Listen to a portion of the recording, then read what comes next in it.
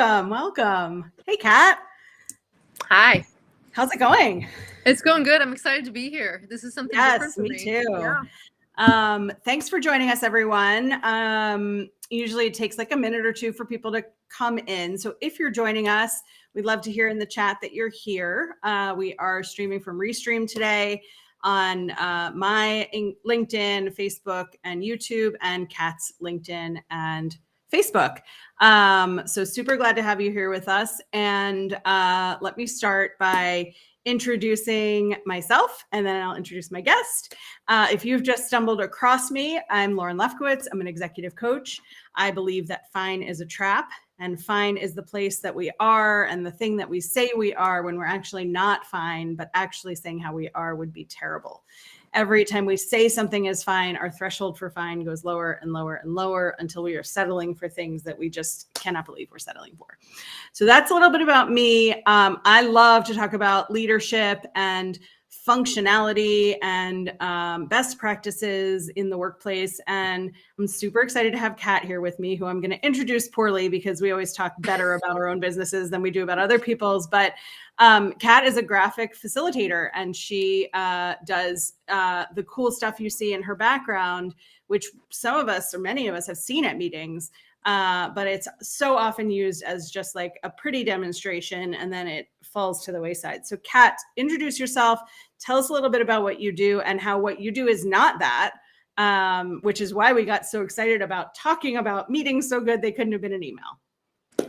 I love it. Well, thank you. Thank you for having me. And you hit it on the head. Like, I love the pretty picture component of what I do, but it's all really vested in strategy. So I founded Catalyst Creative back in 2009, and it really was, the reasoning was to create a space where people could come together in a dynamic way, a creative way, and do some really strategic thinking and solve problems using visual methodologies, whether we're drawing in live paper on or with an iPad now and a pen. I can talk about innovation here in a little bit, but it's an unconventional way of working, which challenges your mind and your higher mental faculties into thinking and reasoning and rationalizing and being able to prioritize initiatives. So it is heavily vetted in strategy.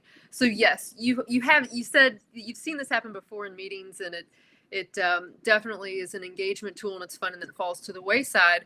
But the way that I was brought up and kind of, why I gravitated towards you so much when we started talking about corporate meeting spaces and corporate life is I did come from corporate, and I worked internally to a company, a Fortune, at the time it was a 100. And by the time I left, it was a Fortune 10. And we used this quite a bit. Now, it wasn't my only role. So I saw how it worked inside of corporations. I saw what it could do for teams, departments, different problems that we had that we looked at internally, but had dynamic conversations around, but put the strategy, not just a conversation and making it look pretty, but to action planning and being able to solve for things, to be able to change culture, to be able to look at how we hire people, to be able to talk about have those hard conversations that have impact beyond just a piece of paper. So that's kind of the gist of it. But I'm super excited because, I come with about 20 plus years of experience. So lay some questions on me. I'm ready. I'm ready. Yeah. We can talk about it all. The good, the bad. Oh, I know. We could talk about it all day. Well, one of the conversations that we had when we first started talking was like how bad meetings are, right? And I, in the last organization that I worked inside of, I've been out on my own for a couple of years now, but in the last organization I worked inside of, the first meeting I went to was an all-staff meeting with about 50 or so people in the room and another 15 or so on the phone.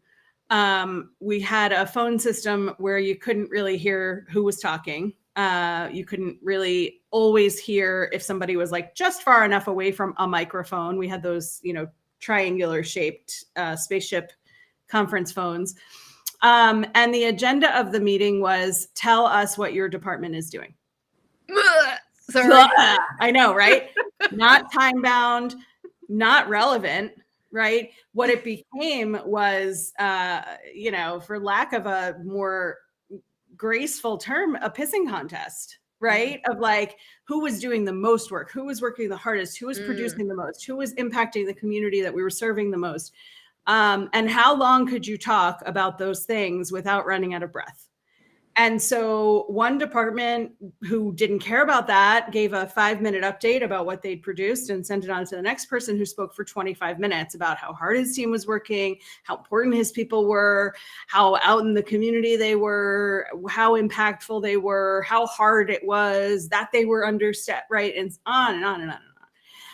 And I left that meeting exhausted, having said nothing because I did HR work. We weren't going to talk about that in a group setting. We're fine over here. Just, we'll just keep quiet. And thinking like this has to change. And I introduced agendas to that organization. There'd never been an agenda. Sometimes there was a list of items to cover, but there was no strategy around how Mhm. were held. And I'm sure we've all been in those, right? So like, when you think about meetings before you come in the room, before you're part of the organization's strategy, what do you see that companies and teams are doing wrong and having these kinds of disastrous meetings? Well, you kind of hit it there. It's really does start with that agenda. And so, people traditionally think of it as agenda is just, oh, here are the topics we're going to talk about. No, agenda's got more meat to that. And then really what I get excited for people is it really is the key that unlocks any type of creative endeavor you're going to do in that meeting. And so you just described a situation where I went, what? Yeah, right. Like, it's an update. You're doing an update meeting. An all department update meeting is the worst. It's like Snore Festival. So had I had my hands on that agenda, I probably would have said, what problem is the company trying to solve? Because it starts with what your goal is. I would have backtracked and said, okay, we all have this vision of the future that our executive director, our CEO, the higher up, the business owner, maybe it's a small business, they've set this objective. Why come and just do an update? Let's talk about what we're all doing to meet that goal. Because what happens in those sweet moments is you see overlap where people are repetitively doing the same thing. And if they just collaborated and talked to each other, man, you would have such a more robust conversation and be able to see where overlap is and be able to gain more insights to be able to do something more efficiently. That's what I help people break down. So like when you were describing it, I'm like, oh, if I had my hands around that agenda in the first place, that's what I would have done. But in lieu of that, what I like to do is I like to get out in front of meetings with clients that work with me. I just got off a call today. And so I was on a Zoom call and we can talk about the technology and the things and how the world has changed. But it really does come down to that agenda. I like to sit with my client and say, what is your goal for the day? Let's look at your objectives, because the objectives hold the key to what you're going to do in that meeting to change the mindset of somebody or to get them in a collaborative mindset. It's also going to inform your activities. I like to feed my clients all kinds of ideas around activities beyond just, hey, I'm going to capture it too. But we want to strategically take them down a path. To me, it's more about that agenda is the gatekeeper to an experience. Would you rather have an experience in a meeting or just sit there and be like, oh my gosh, this is painful. This is horrible. This could have been solved in an email. This could have been, this could have, like the opposite of what we're talking about. This could have just been done. We wasted so much time. I've got so many other things on my list to do today, but I was in this meeting where every department talked about just an update. How could have they just made one little tweak to that agenda to make that powerful to where that meeting was so good it couldn't have been just an email or just an update meeting? So those are the things that I help companies and organizations do, is look at those sticky points to where bringing in someone like me, not only to help them structure their agenda and facilitate, but to be able to capture it in a way that they can use that as a tool moving forward is super important. But you would be so surprised how many agendas don't have a conversion point. Like I look at it as X's and O's, strategy and boxes, but like at the end, there's got to be an outcome and something enduring that comes out of it moving forward beyond just a pretty picture, because the pretty picture is just a pretty picture. That's why when I founded Catalyst Creative and really grew into the space of being able to help organizations, it's more than just the pretty pictures. It's about the pathways to possibilities and the solutions forward that we're going to come out on the other end with your company or your business or your practice. Because at the end of the day, a pretty picture doesn't do much for you. It's just kind of pretty, Yep. Yeah. When I introduced this agenda, or an agenda to the company, The CEO told me I wasn't allotting enough time for anything. Mm-hmm. And the managers told me that part of the reason they started these update meetings was because other departments were coming at each other and saying, like, we're the hardest working department. These other departments don't work as hard as we do. So we need more staff. And so it was this sort of like settling of an argument, right? That mom and dad eventually came in and said, you can have as much time as you want. You can update each other. And so where we went from there was to an email. We did I think it started as a monthly update, and then it went to a weekly update and back to a monthly update of like, here's your chance. Here's the department update. And the complaint we got was, I don't have time to write an update. Oh, but you do, because you can spend 20 minutes talking about it or 10 minutes writing it, and then 5 minutes reading everybody else's writing. So you're actually saving time by doing that. And it was a slow progression, but we did eventually get to more productive meetings with the agenda requirement sort of being, you're either educating, looking for collaboration, or giving a brief acknowledgement, right, for somebody who's done something extraordinary. And the meetings got faster, they got more effective. Work got volunteered for and assigned in the meeting. And it eventually wasn't just me saying like, hey, we've got to move on to the next topic. It was people holding themselves accountable to sticking to their times and even sometimes giving back time if they could move more quickly. So, but they did stay really like corporate meetings, right? And so when you think of a corporate meeting, there is a dryness to them, right? There's a PowerPoint, there's a set of PowerPoint slides. Sometimes there's a handout that, and if you're a good presenter, what's on the handout is good to have later as a reference point. But if you're a bad presenter, what's on the piece of paper is being read out loud by your presenter. And so the idea of what you do in really bringing life to what's happening into the meetings is so cool to me. And just for anybody who's watching, now or in the replay, it's hard to know who's watching unless you comment, because Restream never gives correct statistics of who's watching until you can look it up on the individual sites afterwards. But for anybody who's watching now or later, put your questions in the comments now, or shoot Kat or me a DM after this is over if you have additional questions, because we certainly can't get to everything. But if you could sort of start broad scope, like, why do people bring you in? And then get like a really specific about like, what can this do for a meeting, for a project, for moving things forward, and not just having a meeting and then it just like dies its own death after the meeting's over. Yeah. So you've hit upon a couple of things. You talked about corporate meetings being kind of stuffy, and they're in abundance sometimes. People sometimes meet to meet, right? But when you're really going after something, it's important to bring somebody like me in, especially when you're going to collaborate with a diverse group in the room. It really is about the storytelling of the meeting. I just got off a 4.5-hour Zoom call, and I thought it was exciting. It was one of the best meetings. It wasn't dry. It wasn't gray. It was all Technicolor, and it was a hybrid meeting. So one of the main reasons why they brought me in is to bring to life a complex concept and a story around health equity. I do a lot of clinical work and in the space of medical and clinical storytelling, but I do a lot of other work too. It goes across industries, but people really bring me in for two things. They either want some additional insights because they've already worked with me before and they know how I work on their agenda. Like, how can we make this more dynamic? How can we infuse better activities into it? How can I think of creative ways to get this concept across, or do role playing or activities that are based in team building? You mentioned just standing around doing update meetings.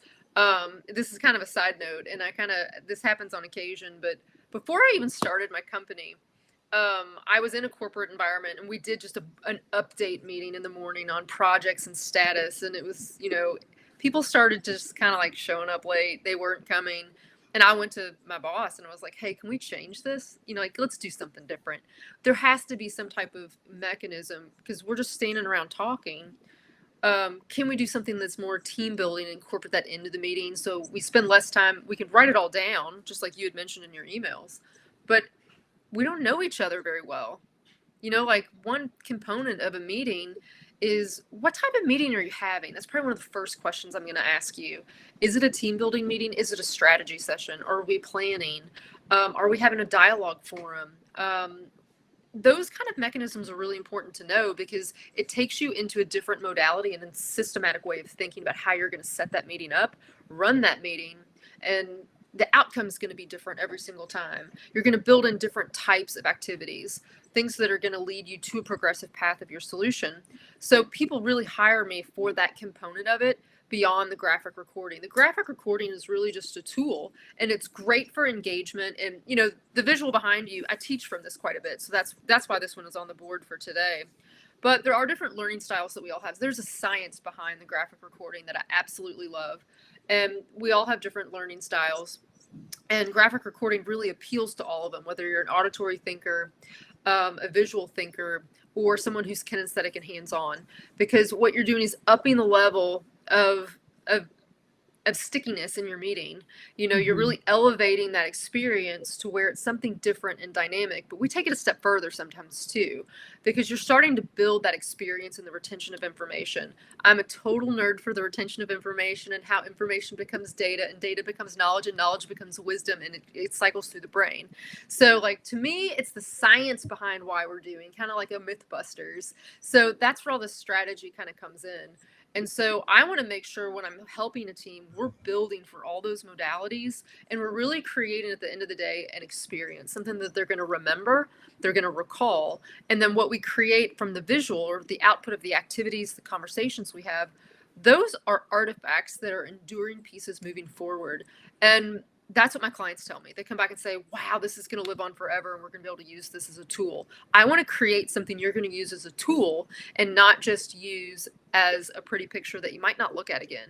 You're going to want to pick that up and look at it and reread it and get re-energized about your project, look at your next steps, and help your companies grow. So with the experience that I do have over the 20 years, I've watched products go from farmers markets to Google headquarters. Like it's just kind of dynamic and kind of cool, and the things that I've touched and the great people I've been able to work with. And it's just been incredible. And that's why they hire me. That's why they hire me. And that's why they hire me back. And somebody told me I was on their A team, so they're always going to hire me. That's awesome. That's always a good feeling, Yeah. I got a text message just while we were sitting here from a client that just worked with me. She goes, "Can we work together forever?" I'm like, "We can." Oh, that's such a great feeling. It is. Yeah. It's a great feeling because her team and the team that she's working with had such an awesome experience around a hard concept that it was valuable to them. They understand now. There's a level of dynamic education that happened, and they got to see their ideas come to life versus people talk about stuff and it evaporates into thin air. Or what drives me kind of crazy is it's buried in an Excel sheet or a PowerPoint presentation. Not that those are bad, they're tools. They are still effective tools to capture things, but this is done in a dynamic way where it will live on. It will have a life beyond a slide deck and an Excel box. So yeah. So you were talking at the beginning about some of the technology, and my first thought, seeing like a physical thing behind you, is like about hybrid offices or remote offices and how easy it is to like fall asleep on a Zoom meeting, right? Turn your camera off and get lost in something else, whether it's work or not work. It's really easy to be like a quiet observer. So can you talk a little bit about like what this does for collaboration and how the tech works? Sure, absolutely. So before, the first variation or the way that I worked was with paper and marker, and that's what you're seeing behind me. So you'd come into a meeting and you'd roll out the paper, you'd bust out all 150 markers, and you just go to town. Now, the pandemic changed everything, and technology really afforded us to do more now, and it's getting better and better and better. So right now, the technology for hybrid meetings, that's what I was just doing before I joined you on this call. this stream, we had about 17 people in the room and 10 online. And I was in my office. They were in Arlington, Virginia. And I did a live feed of visuals through a Zoom platform and into their conference room on their walls. So the technology is different. So as they're talking about health equity and how their company's going to champion that and what they're going to do with it, they're watching live visuals happen on their own wall in their own office from my office. So that's pretty incredible. I feel like during the pandemic, a lot of people said, well, we're going to wait till we come back to in-person meetings. And I knew better. I kind of got jealous, Lauren. Honestly, people were talking about how they were cleaning out their closets and taking up new hobbies and like gardening and like doing all this stuff. And I'm like, no, I got to figure out a way to keep doing what I love, which is working with teams and, with the graphic recording. So, I leaned into some mentors. I leaned into people that were dabbling in the technology with an iPad and an iPad pencil. And literally, I was kind of doing some of that already, but not to the way that the pandemic forced us to work. Mm-hmm. So it literally, for Zoom calls, I see a great value in Zoom. It affords us a lot of flexibility. It also, you still get the same great visuals. The output is, if not even cooler and better. Over the last couple of months, I have been in a lot of hybrid meetings where I've been telecasted into other countries, into other spaces. It's pretty incredible and pretty dynamic. So, I could be sitting in my office and being casted into Times Square doing something on a digital screen or a digital wall. It's not beyond the realm of possibility anymore. Mm-hmm. But within the space of Zoom, I feel like Zoom was used as a tool, but wasn't utilized during the pandemic for the power of what it could really do for people. And so you got this effect where people are like, oh, another Zoom.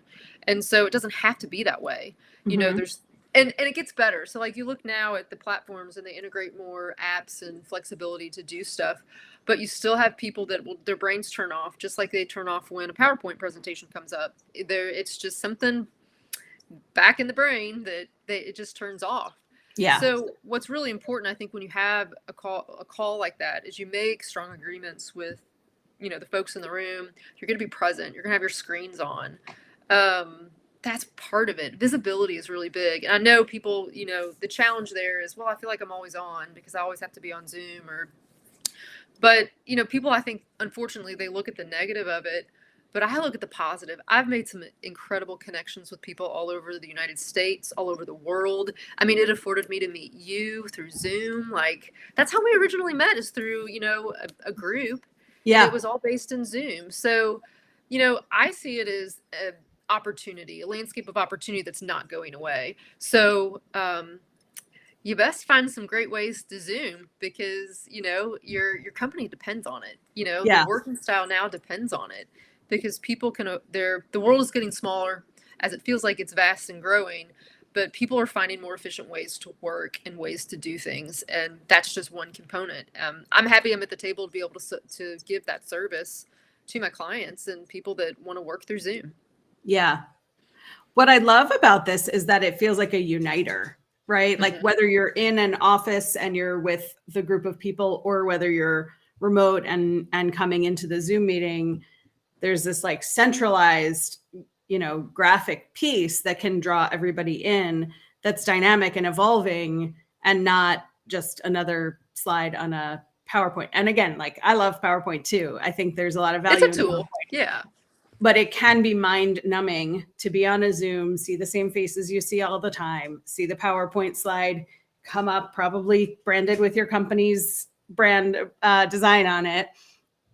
And to be able to be in the same room with the same developing drawing and with somebody, active in the conversation the way that you are, to me, just is like really exciting. You talked a little bit about the sort of kinesthetic audio visual combination of learning that comes with that.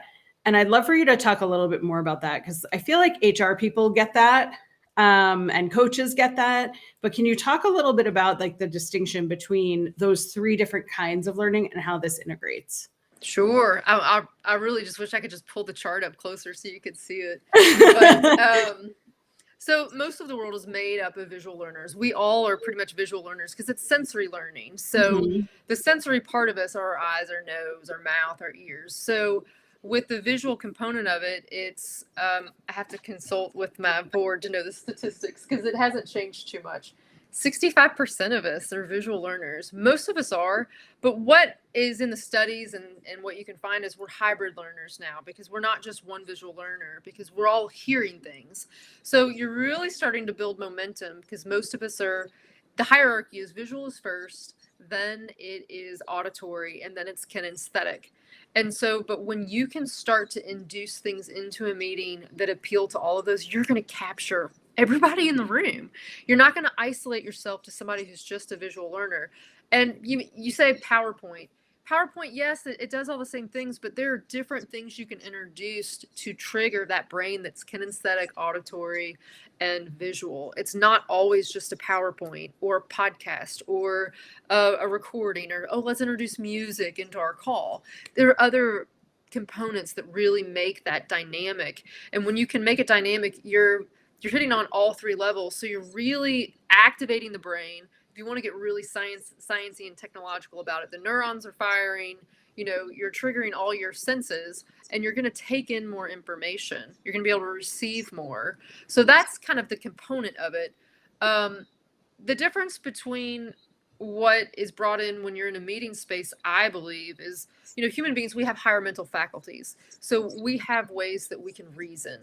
We have ways that we think. We have ways that that the sensory learning is just an additive to that. And so with our higher mental faculties and sensory learning involved, it is the best case for a winning combination when you're going to solve something creatively or have a problem you have to solve in general. With that being said, though, I will say the rare breed at 4% is the kinesthetic learners. And so when I come across folks like that in a meeting space, I know it. So this is kind of interesting. Over the 20 years, I'll have somebody that's real curious that comes up to like the board and asks me a lot of questions. And for them, it's a tactile experience because kinesthetic learners really like to be like simulated. So you do the marshmallow challenge, they're all over it, things like that, things that we're used to doing. But I encourage people to do a different challenge because some of them those marshmallows get stale. I don't know what a marshmallow challenge is. You don't? No. Oh my gosh, I will describe. But those are the types of people that want to do something hands-on. They want something simulated. Auditory learners think with sounds, voices. I have to look back. Acting. So like another one would be like role playing. They're going to really get into that. They think in sounds, where spatial relationships is then going to be your visual learner. But I'm surprised you haven't heard the marshmallow challenge. Maybe I've been in too many years of 20 years worth of meetings where I've done the marshmallow challenge quite a few times and drawn the outputs from them. But it is a great team building exercise where you're challenged to take a marshmallow and you have string, a paper clip, and spaghetti noodles, uncooked spaghetti noodles, and you're supposed to, from your table with your team, see what you break into small groups, and you're supposed to get your marshmallow to the highest point. Whoever can build the tallest tower to get their marshmallow, they kind of win. They get the kudos. So you see people really. It's great because it's hands-on and you have to really work with your team and communicate effectively. How do we want to build this? It's like model building. And it's really fun to see the attempts and the fails, but it is so in a strategic meeting, it's a time-consuming activity. So to do the marshmallow challenge, I challenge the agenda to say, what are we going to take and harvest away from that activity that's going to feed back into your business? Because if you're just doing the marshmallow challenge to do the marshmallow challenge, we'd be better off doing something different so we can get closer to your goals. So how do you tie that back to strategy, your goals, your objectives, the company mission, the vision? How do you make that feel integrated and not just an activity? So that's part of it. So I help people through the process of design thinking. And so to me, that is where the heavy lifting really comes in, because no strategic meeting or meeting that I've been a part of has the same pathway from the start point to the end. It all has different activities. It really comes down to that company's goals and objectives, and that's what you have to go after. And so we build an experience that gets them thinking in terms of solving their problems. But what I like to use is a lot of lateral thinking. So different types of visual methodologies, whether it's paper and markers or activities of the mind to help people get there. Because part of it is a learning. You have to get people to learn something new in order to make a decision or to be able to think in a different way about their business, to solve something in a different way, because we all know if you keep trying to solve the same problem with the same solutions, you're going to get the same results. Right. So we try to shake that up. Does wishing not change the outcome? I think you could wish, but you know what they say about a wish. Yeah. We've got Megan with us. Hey, Megan. It's fascinating to see people you thought you knew deal with something like the marshmallow challenge. Yes, I was just thinking about that. We used to do a peanut butter and jelly sandwich. You pull one person out of the room and you tell them you are going to follow instructions exactly.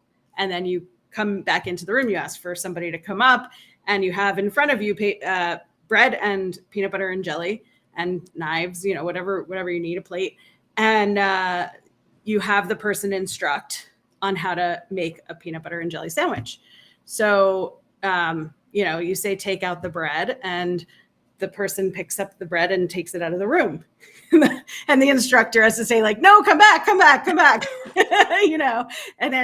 it's put the bread down, untie the twisty tie with one of your hands. You have to get really specific. And then you say, put the peanut butter on the bread. The person puts the jar on the bread. Right. And so it's getting down to that real specificity. And, it's good for a communication kind of, or team building kind of thing, where you then recognize that the things that you say and the impact that they have can be so different. Mm-hmm. So I love that. And I love that you can integrate with these teams, not just the graphic stuff, but also like what actually builds that. Mm-hmm. So what have you seen be like the most successful? What kind of meetings are you in that are like the most helpful for you to be in? Is it repetitive? Is it annual? Like, how often are you ideally in the room with teams? It kind of depends. When I work with a team on a project, sometimes it's from start to finish, so it's a long-term project, or it could just be kind of like a one-off meeting that they have. But what I find is with the one-off meeting, they hire me back because they've never experienced what they have experienced before, and it is something that is dynamic.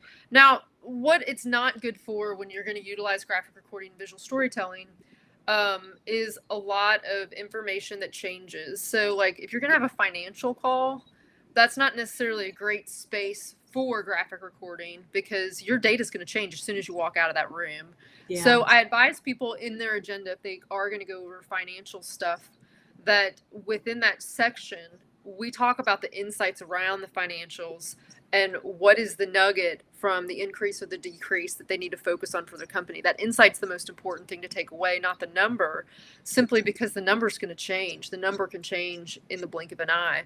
But graphic recording really is for everyone. And graphic recording and the way you think about having a meeting or building an illustration that explains a process, there are no limits. We're only limited by our own creativity. And so that's what I tell people. And when a company comes to me, I will tell them, if we can think it, we can dream it, we can build it, we can do it. Because I just don't feel very limited in that space of being able to help an organization move in a different direction or to make some change. I know that it's a roundabout answer to your question because the important meetings that I've been in have been like executive leadership retreats. Or it could be process development. People look at audits. People look at how, their ideal, what they want their process to be, how they want to educate people. Customer journey maps are super important to a company. You get a lot of insights around your customer journey map that feeds other components of your business. Those are really important. Patient journey maps. I do a lot of work in the clinical space. Product launches. I've worked with groups that have launched new products for migraine, to bourbon, to technology, to golf apps. Everything kind of is is fair game. Some of the fun work too is the ones that are pretty challenging. You know, during the pandemic, people were looking for solutions knowing that supply and demand was a problem. So they wanted to be able to still grow their business and connect with their customers, whether it was through education or online, their web, but looking at strategies and talking about how you do that when you can't make your product because you can't get raw materials. I do come with a lot of case studies that I talk about. Milwaukee Tool and Die is one. Their innovation department really wanted to focus on what could they do knowing that they couldn't get all the parts to manufacture the equipment. And once they sold most of the equipment to people that were using it, it's a supply and demand issue. So what components of their company it was more of a brainstorming session, an innovation conversation on how they could still grow their company, their department, and do something different. What was that different thing going to be? Everybody was looking for that different thing. And so to me, my business kind of took off during that time. That's why I didn't have time to clean out my closets and start a new hobby. You know, like there were some challenging things to be solved for organizations. And I was fortunate. I was really excited for the types of companies that I got to serve. And so I look at myself as kind of an extension of those teams to help them get closer to their goals or to find something new to focus on to make their company grow or to move forward. So it's the type of meeting, really. I would advise most people, if they're looking to gather a team for a certain level of engagement, you want to create a dynamic experience, you definitely want to bring in somebody like me. If you're going for strategy work and you really have a problem to solve, that's another great area. Other than that, besides the marshmallow challenge, I made a challenge once for an organization where I taught them how to take sketch notes in the very beginning of a 2-day track. And at the end of it, they had to their goal was to put together visual action plans. They'd never done it before. They didn't know what they were. They had to re-engineer basically a program that they were working on. And so the same challenge, I know we had a comment like it's really fun to watch somebody you thought you knew do the marshmallow challenge. It's the same effect when you hand a pen over and tell them that you're going to teach them how to illustrate something, because there's a moment of freak out. But I do have like an 8-track course that I have, and it makes it really simple. And so that was put into effect. Like there was a real world problem that a health organization needed to solve for. They wanted to introduce a new skill set to their team. So instead of doing an activity that was kind of something you could find in a book or online or the marshmallow challenge, I just made one up and said, this is how we're going to solve this. And so they loved it. They liked it. They walked away with a new skill. So those are the types of things that it's creating that experience. You walk away learning something, not just about the company, but something that is more on the side of professional development. Now that organization can work together and sketch things together. It doesn't have to be professional like what I'm doing, because the important part of it is it's the visual component of it that gets you further than trying to hash it out with another means. Yeah. That rapid prototyping is really important. Yeah. And I think there's so much memory in something that's been made visual instead of writing is visual as well, but you write something down and it sort of zips through. I think I don't have anything to back this up. Probably you do, but I think we remember pictures better. I remember the things I see way more than the things I've read.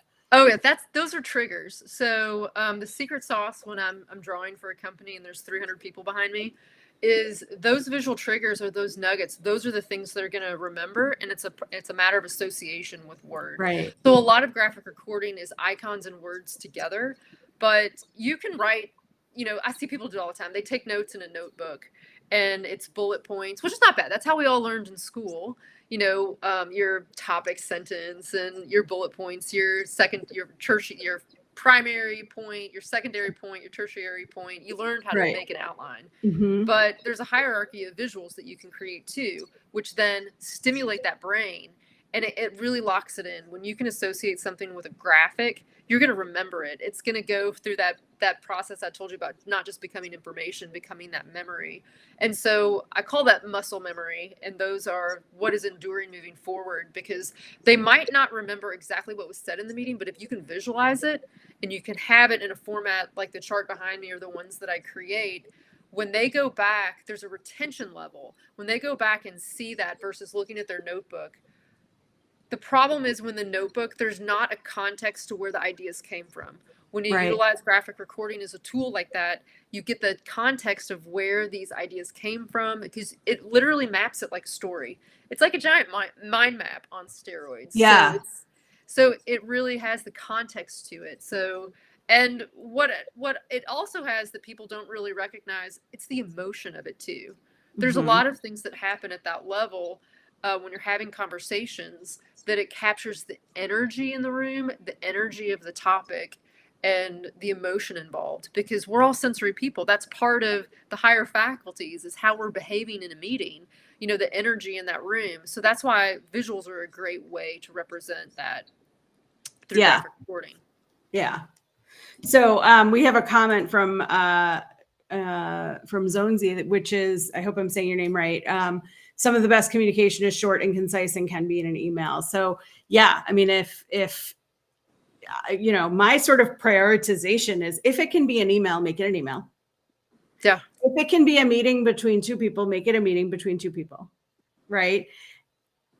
You always should be asking, like, who needs to be in this meeting? Who are the stakeholders? Who can be updated with a summary later, right? Yeah. And now we have tools like Otter and other recording tools, and, you know, Zoom recordings and that sort of thing, where you can watch later, or you can read through the transcript later, and you don't have to be in the room for all of the meetings.